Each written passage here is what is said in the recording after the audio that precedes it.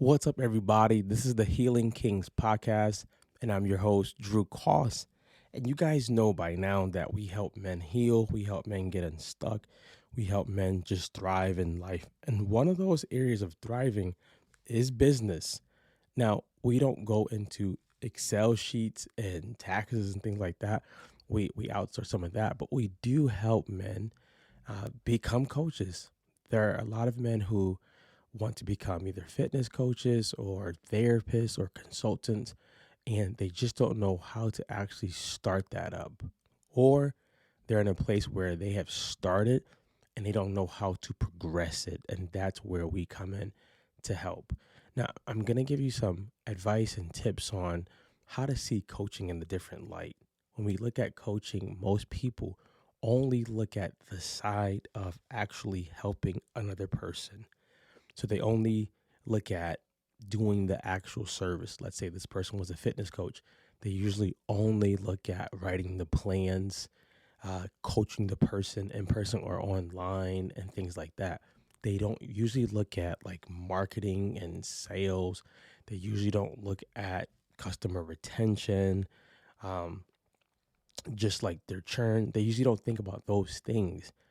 And not thinking about both of those at the same time is kind of like you have to do a little bit multitasking. If you miss out on one side of that, it could go bad for you. Or you can just realize that this is probably not for me. It's not that it's not for you. You just didn't look at a different part. And that's what we want to talk about today. So this is a program that I do run. So at the end, if you would like to, you can click the link and join us, or just listen to this podcast for the information that I have that's free.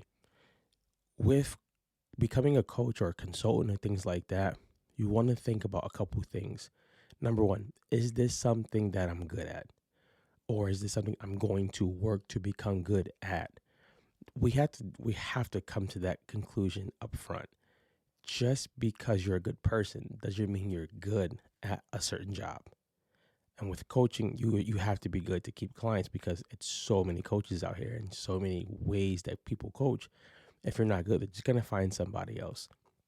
If you ask me, Drew, I want you to be on the construction team, I'm going to tell you no because I'm not good at construction. If you ask me to help somebody with coaching with content, getting unstuck with marketing and sales, I'd be like, cool, I'm down. That's what I'm good at.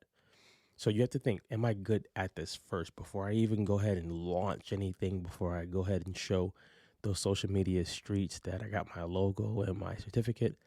Am I good at this, or am I going to work to become good at this? The second thing you want to think about, is this a need that people need? Not more so, do I just want to do it?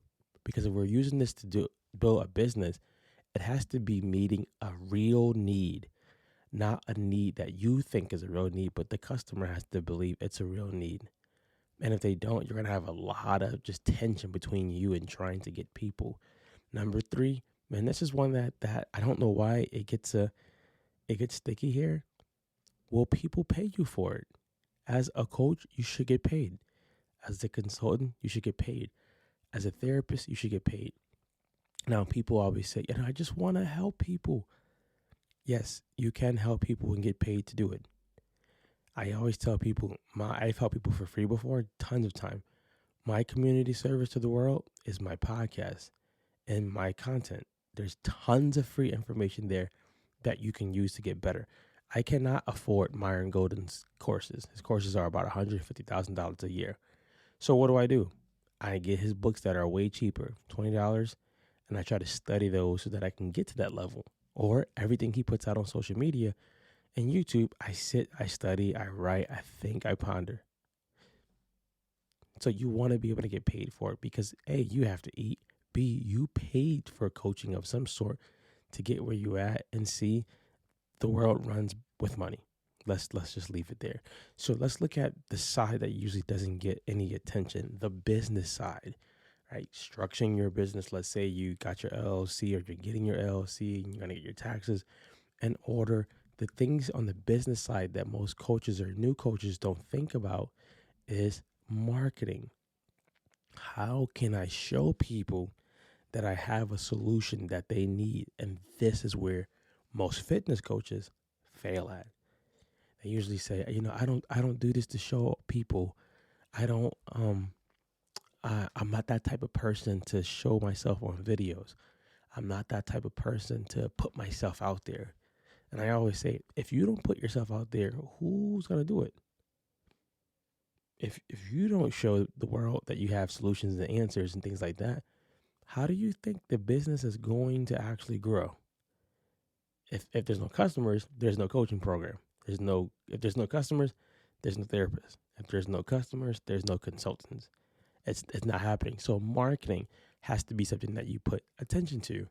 And one of the ways we do that in an easy way is telling them use your content to help bring awareness to a problem and give a portion of a solution. Right? Let's just say, for example, you saw this on social media, and I coach coaches. One of the type of coaches that I do coach often is fitness coaches. So I tell them, you are probably burnt out. You probably don't have any customers, or you're probably stuck making a decision on how you should price. You should do this A, B, C. If you want to go further and in depth to learn how we got to this and help you do it more, you can click a link in the bio to book a session or book a program. And people are like, I hate being sold to. If you hate being sold to, you have to stop living life, because you're sold to every day. And this is not being sold to. This is being a solution to your problem, which is what you're doing for customers. You got to use content for sales. You have to actually make the sale. You talking for 4 hours and 3 hours, and then you don't get the sale. It sounds heroic. It sounds like it's a great thing for humanity, but it's killing your business. So you got to learn how to sell. You have to be comfortable selling, or you have to hire somebody to do the selling for you. So there's a way around all of it. The other part of the business that most coaches don't consider is, how do I make this sustainable and how do I thrive with it? That's a hard thing. How do I sustain this? How do I thrive with it? Eventually, you have to either have some employees or independent contractors who you contract work with. You can do it yourself. You can be a solopreneur. It's a lot of work. You can do it, but there's gonna have to you're gonna have to come to a decision where, what am I not good at when it comes to the business that I need help on? And that's what I wish I knew years ago. Drew, maybe not learn all the business stuff and keep doing it. Maybe outsource parts of it that you hate and go do more of what you love doing, and it could work out really good. Now, the coaching part, yes, we can teach you like how to set up better programs and things like that, and uh, stuff of that nature, but the business side gets missed. And this is where most young coaches actually fail at. I have a young kid, he's a photographer, and he's getting into it. He's good at it, but he doesn't know how to sell. He doesn't know how to market. So every time he puts a flyer out or a picture, let's just pause there. People stop putting flyers out like it's dead. Put a video out. Every time he puts a flyer out, there's nothing that's showing what he's doing. It's just showing, hey, we have this promotion going on, blah blah blah blah. And I'm telling him, hey, if you're trying to get people to come in, you got to market through video. Do a video or a photo of you taking a photo of somebody. Show them the before and after. Show them the transformation, not where they're at now, and they might come. So we help him with that area. I don't need to help him become a better photographer. I can always tell him, hey, go keep taking courses, keep learning the newest things that are coming out so you stay on top of your field. If you're going to do photos, don't just tell people you can shoot every type of photos. Tell people I'm a photographer for dogs. I'm a photographer that just specializes in this area. We help them that way. But the business side, I'm passionate about, because that's the side where I had a lot of trouble. I didn't have a business coach. And eventually I started to learn, if we don't learn the business side, we're not going to have a business. And it made me change things. It made me go look for mentors, pay for courses, take coaching courses. I had to invest in myself. So if you're thinking about becoming a coach, it's a great thing. I just want you to know, learn the business side and learn your side that you do love. And if you can merge those two, you can have success. The great thing about that is, if you learn those two, you can carry those frameworks into any other business you may get into. You might not want to stay as a fitness trainer or a photographer or as a therapist. You might want to go to something else, and you'll have those same frameworks to use over and over again. So guys, if coaching is something that you really want to get better at, the business side, the coaching side, hit us up, www.drewcost.com. Look on our website. We have courses that you can take that are live. You can book us to help you. We want to help coaches become better coaches because, in my opinion, coaches rule the world. Coaches help people get out of dark places. They help people with solutions, and they also help people become better humans. And we need that as men, as women, children, and all. So remember, guys, go be great.